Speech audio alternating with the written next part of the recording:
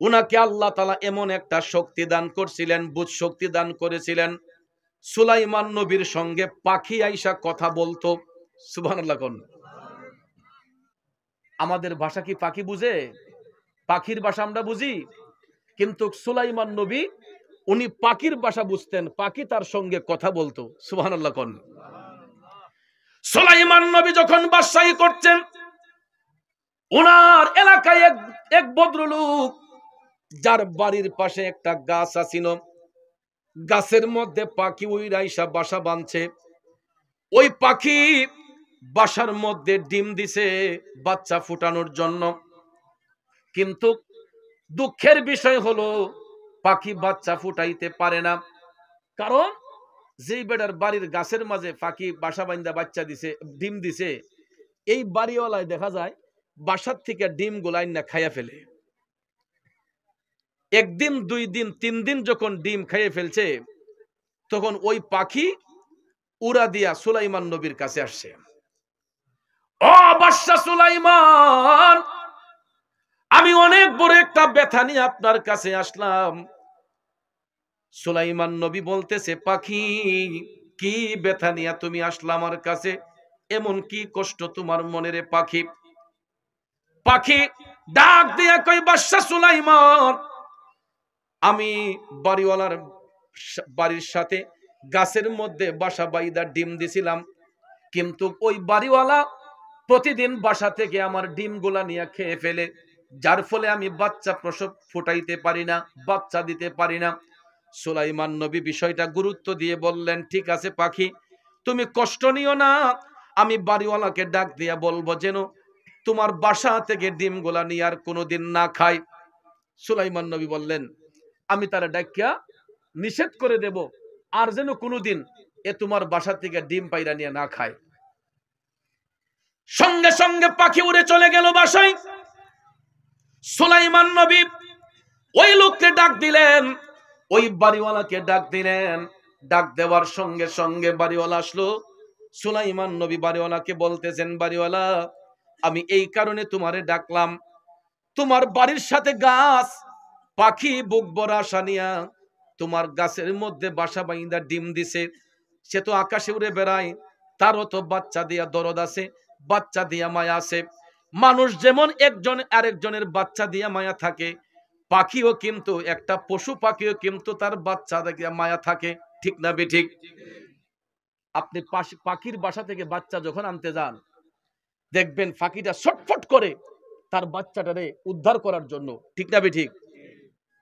আপনার আমার বাচ্চা যদি কেউ নিয়ে যায়, আমরা দি পারলে বেটা খুন করে লিমু, কথা কোন ঠিক না বেঠিক? মার্ডার করে লিমু, আরে শোনো আমার বাচ্চা নিত গা। তো এরকম ভাবে আমার আপনার যেমন কষ্ট হয়, একটা পশু পাখি আকাশে উড়া যদি বেড়ায়, তারও কিন্তু বাচ্চার দরদ আছে। কথা কোন ঠিক না বেঠিক? ভাইয়ার আমার, বন্ধুরা আমার, সুলাইমান নবী বাড়িওয়ালাকে ডাক দিয়া বললেন, এ বাড়িওয়ালা, আর কোনদিন তুমি তার বাসা থেকে ডিম আইনা খাইবা না। যদি তুমি ডিম খাও, পরবর্তীতে আমি কঠোর ব্যবস্থা তোমার বিরুদ্ধে করব। তখন এই লোকে ডাক দিয়া কয় সুলাইমান নবীরে, যে হুজুর, আপনি যেহেতু কইছেন, তাইলে আমি আর কোনোদিন ডিম খাইতাম না। সে ডিম দেখ, আমি আর কোনোদিন তার বাসা থেকে ডিম নিতাম না। তখন তো সুলাইমান নবী ভাবলেন, ঠিক আছে, পাখি এখন বাচ্চা দিতে পারবে, ডিম ফুটাইতে পারবে, ডিম দিয়ে বাচ্চা দিতে পারবে। ব্যক্তিটা যখন বাড়িতে গেল, তার তো নজর গাছের দিকে। কোন দিকে?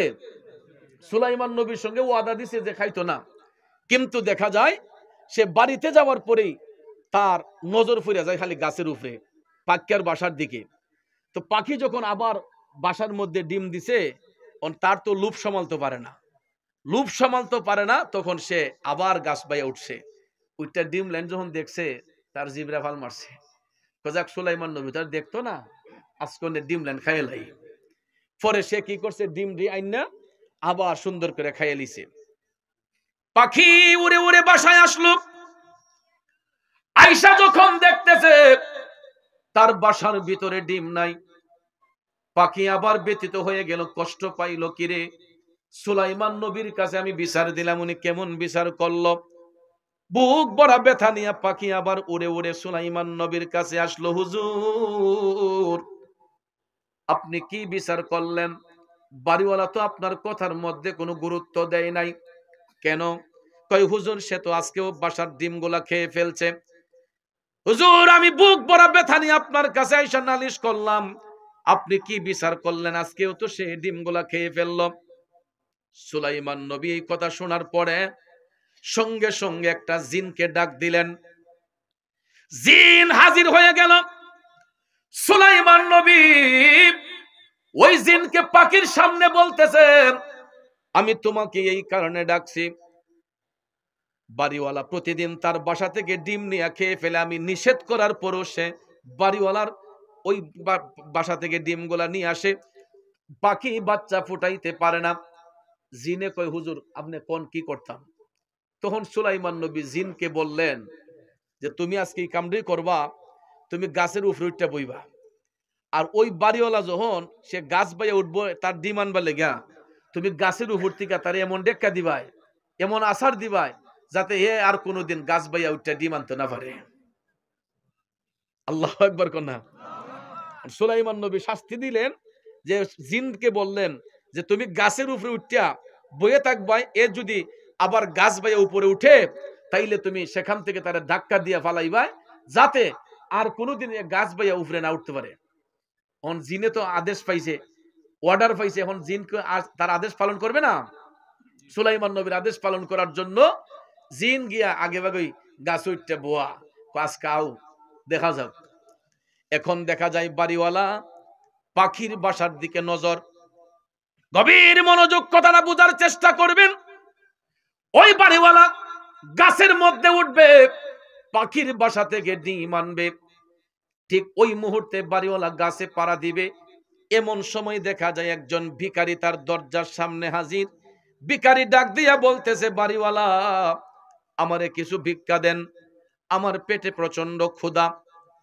সঙ্গে সঙ্গে ওই বাড়িওয়ালা ভিক্ষুকরে ঘরের ভিতরে নিছে, নিয়ে তারে পেট বইরা খাওয়াইছে। কি করছে? পেট বইরা খাওয়াইছে। আর কিছু নগদ অর্থ ওই ভিক্ষুকের হাতে দিয়া দিছে। ভিক্ষুকের মন খুশি না বেজার? পেট বইরা ভিক্ষুকে খাইছে, আর কিছু অর্থ সামগ্রী এই ভিক্ষুকের হাতে দিছে। দেওয়ার পরে এখন দেখা যায় সে, তার তো নজর গাছের দিকে, টপ টপ টপ টপ কইরা সে গাছ বাইয়া উঠটা বাসার থেকে ডিম লাইন না আবার সুন্দর করে খাই লিছে। পাখি যখন উড়ে উড়ে বাসায় আসলো, আয়সা দেখতেছে পাখির বাসার মধ্যে ডিম নাই। ওই পাখি আবার উড়ে উড়ে সুলাইমান নবীর কাছে আসলো। বাদশা সুলাইমান, আপনি কেমন বিচারক? আপনি জিনকে না আদেশ করছিলেন তার গাছের উপর থেকে ধাক্কা দিয়ে ফালাইতে? ও বাদশা সুলাইমান, কি বিচার করলেন? আপনার জিন তো আমার কোনো উপকারে আসে নাই। আপনি জিনকে বললেন, জিন তো কোনো প্রতিবাদ করে নাই। ওই ব্যক্তিটা আবার আমার পাখির বাসা থেকে, আমি পাখির বাসা থেকে ডিমগুলা নিয়ে খেয়ে ফেলছে। সঙ্গে সঙ্গে সুলাইমান নবী ওই জিনকে আবার ডাক দিলেন। এ জিন! জিন ডাক পাইয়া আবার সুলাইমান নবীর কাছে হাজির হলো। আইসা সুলাইমান নবী বলতেছেন, তোমার এত বড় স্পর্ধা, এত বড় সাহস, আমি তোমাকে আদেশ করলাম কি তুমি করলা কি? আমি তো তোমাকে না বলেছিলাম ওই বাড়িওয়ালাকে আসার দেওয়ার জন্য, ধাক্কা দিয়ে ফেলে দেওয়ার জন্য, তুমি কামটা করলা কি? তখন জিন বলতেছে, হুজুর আমি আপনার আদেশ পালনের জন্য এক পায়ে দাঁড়ানো ছিলাম। হুজুর আমি ঠিকই গাছের উপর উঠছিলাম তাকে ধাক্কা দেওয়ার জন্য। আমি যখন গাছের উপর উঠে বসা, ওই বাড়িওয়ালা যখন গাছে উঠবে ঠিক ওই মুহূর্তে তার দরজার সামনে ভিক্ষুক আসছিল। কি আসছিল? হুজুর ওই বাড়িওয়ালার সামনে, ঘরের সামনে ভিক্ষুক আইসা ভিক্ষার জন্য হাঁক দিছিল। তখন দেখলাম ওই বাড়িওয়ালা ওই ভিক্ষুকরে ঘরের মধ্যে নিয়া তারে পেট ভরে খাওয়াইছে, আর ঘর থেকে তাকে কিছু দান কইরা দিছে। হুজুর এই দানের ফলে ওই ব্যক্তি যখন গাছের মধ্যে উঠতে চাইল, তখন আমি তাকে ধাক্কা দিব, এমন সময় আমি দেখলাম পূর্ব এবং পশ্চিম প্রান্ত থেকে দুইজন ফেরেশতা আইসা আমারে এমন জোরে ধাক্কা দিছে, আমি জিনকে পৃথিবীর এক প্রান্ত থেকে আরেক প্রান্ত নিয়ে ফালাইয়া দিছে। আরো আস্তে কোন। জিন ডাক দিয়া কই, হুজুর ও বাদশা সুলাইমান, আমি তাকে ধাক্কা দিতে চাইছিলাম, কিন্তু পূর্ব এবং পশ্চিম প্রান্ত থেকে দুইজন ফেরেশতা আইসা আমারে এমন জোরে ধাক্কা দিছে, পৃথিবীর এক প্রান্ত থেকে আরেক প্রান্ত নিয়ে ফালাইয়া দিছে।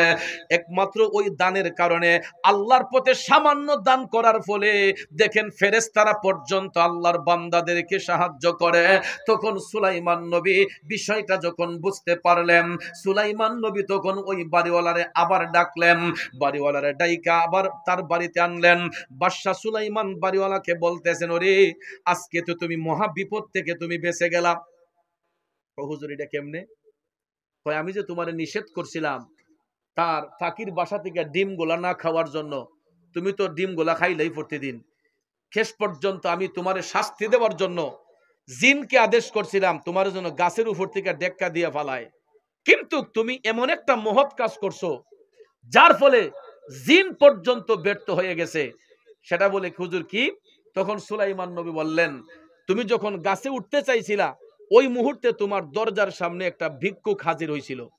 তখন ওই বাড়িওয়ালার মনে হয়েছে আসলে তো ঠিক, আমি তো দেখছিলাম তখন একটা ভিক্ষুক ভিক্ষার জন্য এসে হাঁক দিছিল।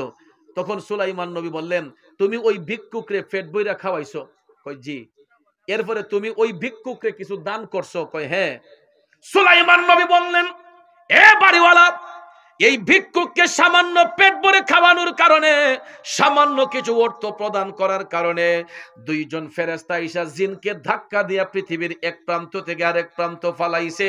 এই জন্য মহান আল্লাহ তোমার এই বিপদ থেকে বাঁচাইছে, এই মুসিবত থেকে উদ্ধার করছে। এই কথা শোনার সঙ্গে সঙ্গে ওই বাড়িওয়ালা দুইটা চোখের পানি টপ টপ কইরা সাইরা সুলাইমান নবীর পায়ে পইরা গেছে। ডাক দিয়া কই, বাদশা সুলাইমান, আমি আপনার সঙ্গে ওয়াদা করতেছি, শুধু আমার বাড়ির গাছ কেন, অন্যের বাড়ির গাছেও যদি কোনো পাখি আইসা বাসা বাঁধে, আমি ওয়াদা করতেছি আর কোনোদিন আমি কোনো পাখির বাসা থেকে ডিম আইনা খাইব না। তাইলে এটার দ্বারা মুরাদ হলো, উদ্দেশ্য হলো যে আল্লাহর পথে দান করলে, আল্লাহর পথে দান করলে আল্লাহ যে বান্দাদেরকে কতটুক সাহায্য করে। ভাইয়ের আমার, এটা সুলাইমান নবীর জামানায় এই ঘটনা থেকে একটু বোঝার চেষ্টা করবেন। আমরা তো জীবনে কত ফাকির বাসার ডিম খাইছি না? কত ফাকির বাসা ভাঙছি গুলাল দিয়া, ইয়ারগান দিয়া, জীবনে কত ফাঁকি শিকার করছি, কিন্তু এটা কখনো করবেন না।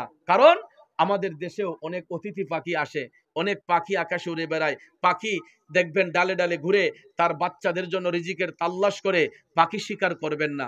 হালাল প্রাণী যেগুলা আল্লাহ পাক আমাদের জন্য জায়েজ করেছেন, গৃহপালিত হাঁস, মুরগ, গরু, ছাগল, ধুম্বা, ভেড়া, এইগুলা খাবেন। কিন্তু সাধারণত অনেকেই বলে যে খাইলে সমস্যা কি, কিন্তু ভাইয়ের আমার অতিথি পাখিগুলা, আমার ঘরের মুরগি যদি আমি খাইতে যাই, আগে দেখি মুরগিটা ডিম দিছেনি, কথা কোন ঠিক না বেঠিক, মুরগির মানে বাচ্চা আছে কিনা, এটা দেখার পরে আমরা অনেক সময় মুরগিটা জবাই করি। যদি অনেক সময় মুরগি উমের মাঝে বয়, উমের মুরগি কেউ জবাই হয়ে খায়নি, কথা বলেন খায়?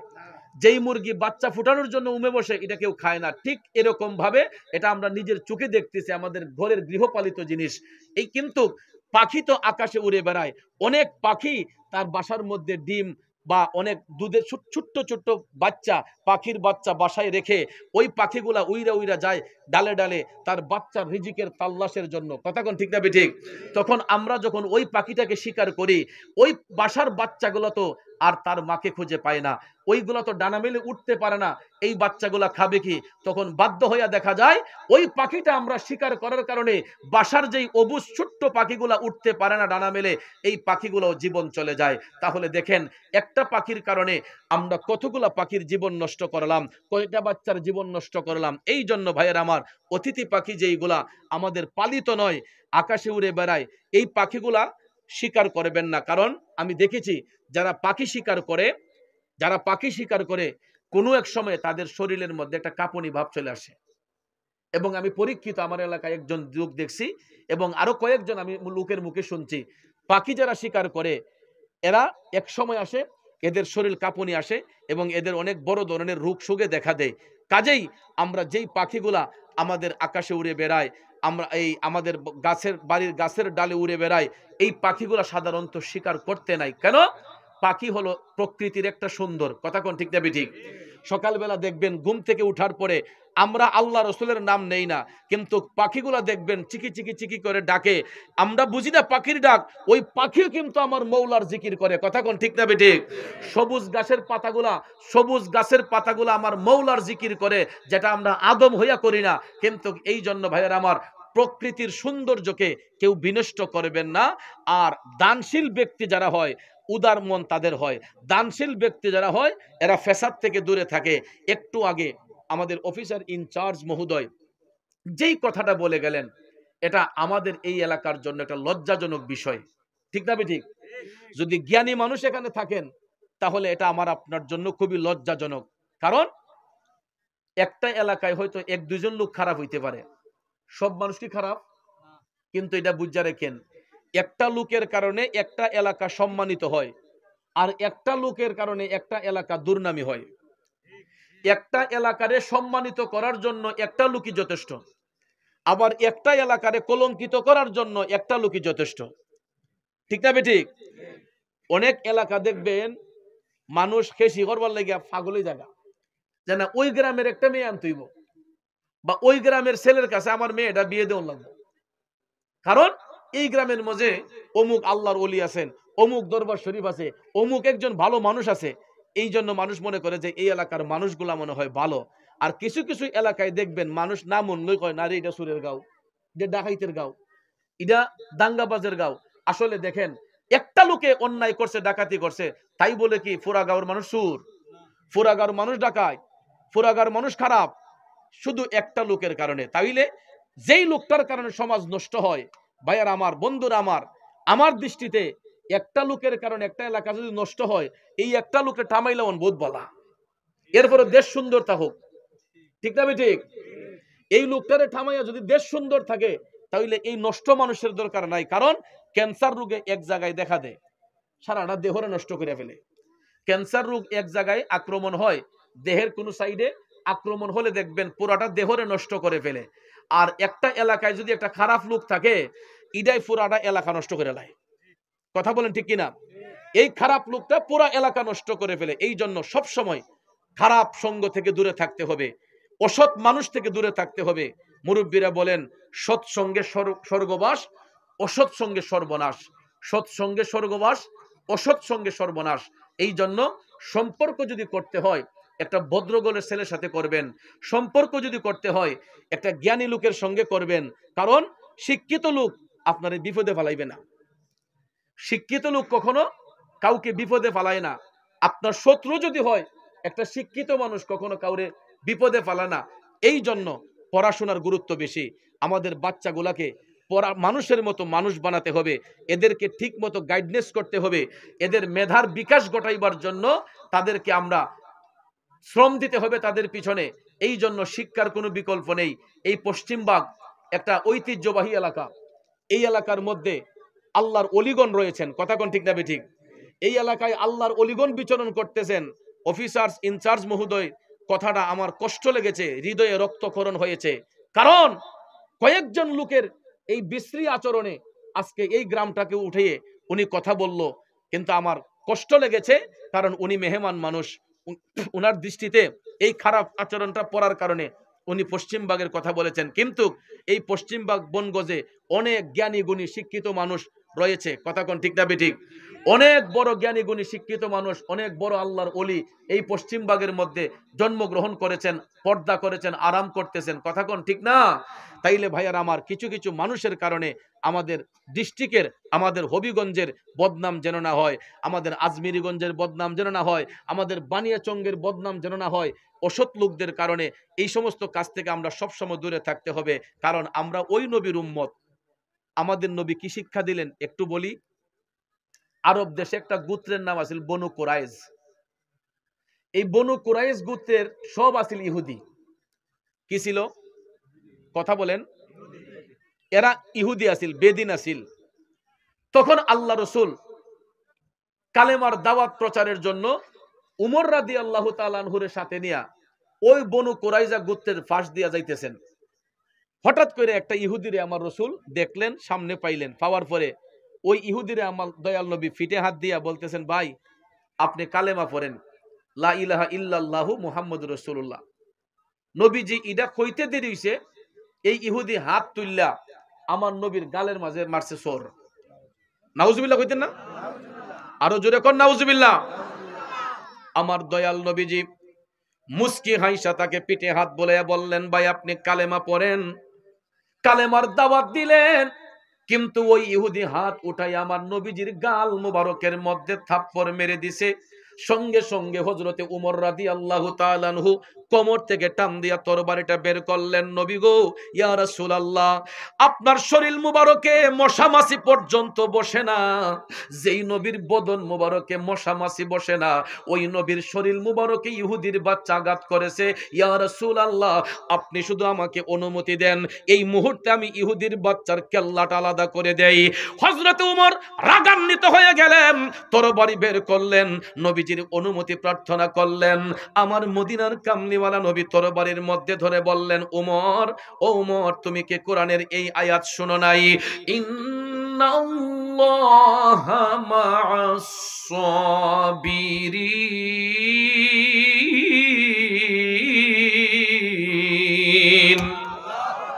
আমার রাসূল ধৈর্যের শিক্ষা দিলেন। উমর, আল্লাহ রাব্বুল আলামিন সবরকারীর অন্তর্ভুক্ত, আল্লাহ রাব্বুল আলামিন ধৈর্যশীলদের অন্তর্ভুক্ত। ইহুদি বুঝতে পারে নাই। আমার রাসূল তখন হযরত উমরের কাছ থেকে তরবারিটা কাইরা বললেন, যাও তুমি হুজরাতে চলে যাও। ইহুদিকে আমার রাসূল বললেন, ভাই তুমি তোমার বাড়িতে যাও। ব্যথা পাইলেন কে? নবীজি। ব্যথা পাইলেন কে? অথচ দেখেন ব্যথা পাওয়ার পরেও দুইজনরে দুই দিকে দিয়া দিছেন। নবী চিন্তা করলেন, হযরত উমরে যদি এই মুহূর্তে আমার কাছে রাখি, এবার আর যে রাগ, কোন সময় কোন কাম করব, পরে আরেক দরবার লাগাইব। কথা কোন ঠিক না ঠিক? এই জন্য উমরকে রাসূল বললেন, তুমি হুজরাতে চলে যাও। হযরত উমরকে পাঠাইয়া দিলেন। ইহুদিকে বললেন, ভাই তুমি তোমার বাড়িতে যাও। দুইজনকে দুই পাশে পাঠাইয়া আমার মদিনার কামলিওয়ালা নবী, মায়ার নবী, দয়ার নবীজি হাইটা হাইটা হাইটা ওই ইহুদির বাড়ির মধ্যে গেছেন। আল্লাহু আকবার। ওরে এমন দয়ালো নবী আমরা কোথায় গেলে পাবো রে? আমরা কেমন নবীর উম্মত চিন্তা করেন। নবীজি যেই ইহুদি রাসূলকে আঘাত করেছিল, মারছিল, থাপ্পড় দিছিল, আমার নবী হাইটা হাইটা ওই ইহুদির বাড়িতে যাইয়া তারে ডাক দিলেন। ইহুদি মনে করছে নবীজি মনে হয় তার বাইত গেছেন প্রতিবাদ করবার লাগিয়া। হে গর্তিকা তরবারি একটা লইয়া বাইরিছে। ইহুদি যখন তরবারি নিয়ে বের হলো, আমার মদিনার কামলিওয়ালা নবী মুস্কি মুস্কি হাসতেছেন। ইহুদি তো আসম কই গেছে গা, কই কি তারে? এবারে দিয়ে আমি আইছি আঘাতের প্রতিবাদ করতাম, উনি দিয়ে হাসতেছে। আমার রাসূল মুস্কি মুস্কি হাইসা বলতেছেন, ভাই রে, আমি বুঝতে পেরেছি তোমার অভিমানটা এখনো কমে নাই, তোমার রাগটা এখনো কমে নাই। ইহুদিকে রাসূল ডাক দিয়ে বললেন, ভাই রে, আমি তোমার আঘাতের প্রতিবাদ করতে আসি নাই, আমি রাসূল তোমার খবর জানতে আসছি। তুমি যে আমার গালের মধ্যে আঘাত করছো, আমার গালে আঘাত কইরা তোমার হাতের মধ্যে কোনো ব্যথা পাইছনি? আবার মদিনার কামলিওয়ালা নবী ডাক দিয়া কই, ইহুদি, আমি জানতে এসেছি তুমি আমার আঘাত কইরা তোমার হাতের মধ্যে কোনো ব্যথা লাগছেনি, এই খবরটা জানার জন্য আমি তোমার বাড়িতে আসছি। ইহুদি যখন এই কথা শুনলো, সঙ্গে সঙ্গে তার হাতের তরবারি আল্লাহর কুদরতি ইশারায় অটোমেটিকলি জমিনে পড়ে গেছে। ইহুদি মাটির মধ্যে পইরা গড়াইয়া কান্না শুরু করছে। কান্নার শব্দ শুই না তার গোত্রের যত ইহুদি ছিল সবাই আসছে, কিরে তোকে কি বলেছে মুহাম্মদ? তখন ডাক দিয়া কই, সাবধান, এই নামটা তোমরা বেয়াদবি কইরা নিও না। উনি আমাকে কোনো আঘাত করে নাই, বরং আমি ওনার গায়ে আঘাত করেছি। উনি কেমন নবী দেখো রে, যারে আঘাত করার পরে উনি আঘাত খাই আমার বাড়িতে আসছেন জানার জন্য, উনারে আঘাত কইরা আমার হাতে ব্যথা পাইছেন। উনি সাধারণ কোনো ব্যক্তি নয়। তখন ভাইয়ের আমার, বন্ধুরা আমার, সমস্ত ইহুদিরা তাদের মনটা নরম হইয়া গেছে। তার সদস্যের কাছ থেকে যখন এই কথা শুনলো, ইহুদি যখন এই কথা বলল, তখন বনু কুরাইজা গোত্রের সমস্ত ইহুদিরা এরা আমার নবীর কদম মুবারকে পইরা গেছে। ডাক দিয়া কই, ইয়া রাসূলুল্লাহ, নবী গো, ওগো মায়ার নবী, দয়ার নবীজি, আমরা না যাই না আপনার অন্তর মুবারকে কষ্ট দিছি, আঘাত দিছি। নবী গো, তওবা করতেছি, আজকের পর থেকে আর কোনোদিন আপনার সাথে বিয়াদবি করব না। ইয়া রাসূলুল্লাহ, নবী গো, আমরা আপনার কাছে আরজি পেশ করছি, এই মুহূর্তে আমাদেরকে কালেমা পড়াইয়া মুসলমান বানাইয়া দেন। সুবহানাল্লাহ। ভাই, আঘাত করতে হয় না, ইসলামের খেদমত করতে গিয়া তরবারি হাতে নিতে হয় না, বোমা হাতে নিতে হয় না, জঙ্গিবাদী করতে হয় না, শুধুমাত্র উদার একটা মন থাকলে হয়। আপনারা বলুন, রসুল যদি তখন হযরত উমরকে বলতেন যে উমর, তার কেল্লাটা আলাদা করে দাও, হযরত উমর কি বাদ রাখতেন? ওই ইহুদির কেল্লা ফালাইলে পরিণামটা কি হইতো? ওই গোত্রের বাকি যত ইহুদি আছে এদের প্রতিবারের ঝড় আরো বেড়ে যেত। কিন্তু হযরতে নবী করিম সাল্লাল্লাহু আলাইহি ওয়াসাল্লাম এই ইহুদিকে ধৈর্যের শিক্ষা দেওয়ার কারণে সে নিজেও কালেমা পড়ল, তার গোত্রের যত ইহুদি আছে সমস্ত ইহুদিরা কালেমা পড়ে মুসলমান হয়ে গেছে। এটাই হলো ইসলামের শিক্ষা। ইসলাম মারামারি পছন্দ করে না, কাটাকাটি পছন্দ করে না। কিন্তু আজকে দেখা যায় সনাতনী হিন্দু ধর্মবাহী যারা সনাতনী ধর্ম পালন করে, এরা খুব শান্তিপ্রিয় মানুষ। হিন্দুদের মধ্যে যারা সনাতন ধর্মাবলম্বী, এরা দেখবেন হাট বাজারে আমাদের সঙ্গে সামাজিকভাবে চলাফেরা করে। বর্তমানে সনাতন ধর্মাবলম্বী হিন্দু যারা, এরা উগ্র নয়, এরা আমাদের সঙ্গে সব সময় সুন্দর ব্যবহার করে, চলাফেরা করে। কিন্তু হিন্দুদের মধ্যে একটা উগ্র সংগঠন আছে, ইসকন। নাম কি? ইসকন। এইগুলা মানুষের সাথে ঝগড়াঝাটি করে, যেরকম ভাবে আমাদেরকে মুসলমানদেরকে গাহেল করার জন্য, হুসাইনি মুসলমানদেরকে ডুবানোর জন্য এক জাতীয় উগ্রবাদী জঙ্গি সংগঠন আছে না নাই? যেইগুলা দেখবেন মাথায় টুপি, পাগড়ি, জুব্বা লাগাইয়া, এরা দেখবেন মাজারে হামলা করে, মসজিদে হামলা করে, অনেক অলিদের দরবারে হামলা করে। ঠিক এরা হচ্ছে ওই ইসকন নামক ব্যক্তি যারা, এরা হচ্ছে তাদের অনুসারী। কথা কোন ঠিক না বেঠিক? হিন্দুদের মধ্যে সনাতনী যারা, এরা শান্তিপ্রিয় মানুষ, ইসকনরা জঙ্গি। মুসলমানদের মধ্যে সুফিবাদী মুসলমান যারা, ওলি আল্লাহর প্রেমে বিশ্বাসী যারা, এরা শান্তিপ্রিয় মুসলমান। কিন্তু ওই শান্তিপ্রিয় মুসলমানদেরকে বিনষ্ট করার জন্য উগ্রবাদী জঙ্গি সংগঠন, এরাই দেখবেন মাজারে হামলা করে, মসজিদে হামলা করে, দরবারে হামলা করে। ভাইয়ার আমার, কাইমনুবাক্যে কথাটা বলছি, আপনারা শুনুন। গত 3 দিন আগে আপনারা দেখেছেন শেরপুর জেলায় মুর্শিদপুর নামে একটা দরবার শরীফ, একজন আল্লাহর ওলি, জিনার জীবনে কোনোদিন নাকি তাহাজ্জুদ কাজা হয় নাই। আমি শুনেছি লোকমুখে উনি তাহাজ্জুদ কাজা করেন না, তাকুয়াবান একজন আল্লাহর ওলি বর্তমান জামানায়, যিনি হাজার হাজার লক্ষ লক্ষ মানুষকে দ্বীনের শিক্ষা দিয়ে আসছেন। এই মুর্শিদপুর দরবার শরীফের গাছ, বৃক্ষ, গরু, ছাগল যা আছিল সব চুরি করে নিয়ে গেছে। গড়ের টিন্ডি চুরি করে নিয়ে গেছে। আল্লাহর ঘর মসজিদের মিম্বরটা চুরি করে নিয়ে গেছে।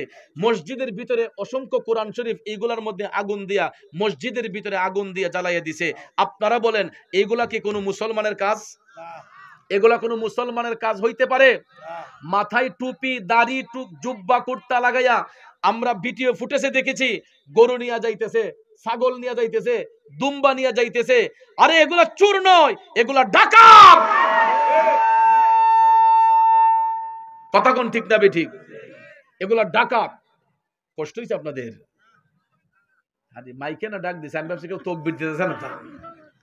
যাক, এই যেই কথাটা আমি বললাম, ইসলাম উগ্রতাকে পছন্দ করে না। ইসলাম শালীন ধর্ম, ইসলাম নমনীয়তার ধর্ম, ইসলাম মানবতার ধর্ম। কথা বলেন ঠিক না বেঠিক? তো বাবাজিরা আমার, বন্ধুরা আমার কথাগুলা কি আপনাদের কষ্ট হইছে, বিরক্ত হইছে? কারণ ইমানি কথা বলতে গেলে অনেক সময় রক্তটা গরম হয়, কারণ আমরা তো হুসাইনি মুসলমান। হুসাইনি মুসলমানদের মেজাজ গরম, দিল নরম। কথা কোন ঠিক না বেঠিক? আমাদের মেজাজটা চড়া থাকে। ইমানের পক্ষে যদি বিপক্ষে কেউ কথা বললে আমাদের মেজাজটা চড়া হয়, কিন্তু হুসাইনি মুসলমানদের দিলটা খুবই নরম হয়। এই জন্য ভাইয়ের আমার, যখন বাতিল ফেরকারা উগ্রবাদীরা যখন ইসলামকে কলুষিত করতে চায়, সমাজকে নষ্ট করতে চায়, তখন আর সহ্য হয় না।